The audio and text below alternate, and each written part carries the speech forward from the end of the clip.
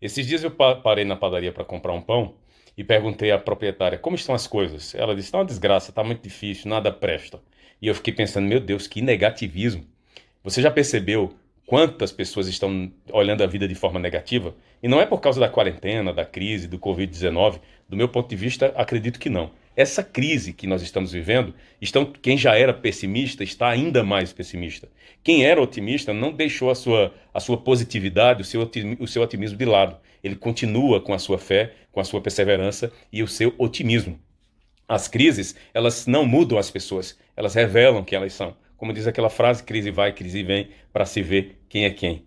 E nessa crise que nós estamos vivendo, muitas pessoas, enquanto alguns choram, outros vendem lenço. E quando eu falo de chorar, eu não estou falando aqui dos casos de morte, tem nada a ver com isso. Esses aí a gente tem que dar a nossa solidariedade, claro, e pedir a Deus que isso não aconteça conosco, com nossa família. Mas quando eu falo de chorar, eu estou falando que tem gente que fica aí reclamando do governo o tempo todo, reclamando que as coisas não acontecem, que não acontece isso, que não acontece aquilo, e tem gente que sempre vive delegando o sucesso da sua vida, da sua prosperidade aos outros. Quando não é a família, é o patrão, é o emprego, é o governo. Não, você tem que ser o protagonista da sua vida. Agora, muitos travam por causa do seu medo. O medo é o nosso maior inimigo. Muita gente não vence na vida, não vai para a guerra, não vai para a batalha por causa do seu medo. Para de delegar o seu sucesso e a sua prosperidade aos outros. Você tem que assumir o protagonismo da sua história e, de fato, vencer. O governo ele tem, por exemplo, a obrigação de fazer aquilo que eu não posso fazer. O que é que eu não posso fazer? Eu não posso abrir estradas. O governo tem a obrigação de abrir estradas para mim.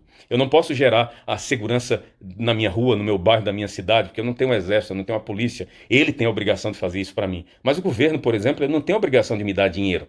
Ele tem que me dar oportunidades. Ele tem que me criar meios para que eu, com o meu trabalho, a minha sabedoria, a minha engenhosidade, o meu estudo, a minha dedicação, a minha luta e o meu esforço, eu crie os recursos para então gerar o dinheiro para mim, gerar a comida para mim, ter o dinheiro para pagar a saúde da minha família, pagar o médico para minha família, o hospital para minha família, comprar roupa e as necessidades, enfim, todas as necessidades, desculpa, da minha família. Então, meus amigos, você que está me assistindo agora, assuma o protagonismo da sua vida. Aproveite essa crise que a gente está vivendo para, em vez de chorar, vender lenço. Porque na crise tem gente que é justamente na crise que muitas pessoas crescem e se desenvolvem. Vença o medo. Se você ficar se colocando debaixo dele, você nunca andará sobre as águas. É como diz aquela história bíblica em que Jesus estava andando sobre as águas e Pedro disse: Senhor, deixa eu ir ter contigo andando sobre as águas também. E Jesus disse: vem. E Pedro começou a andar sobre as águas, mas logo depois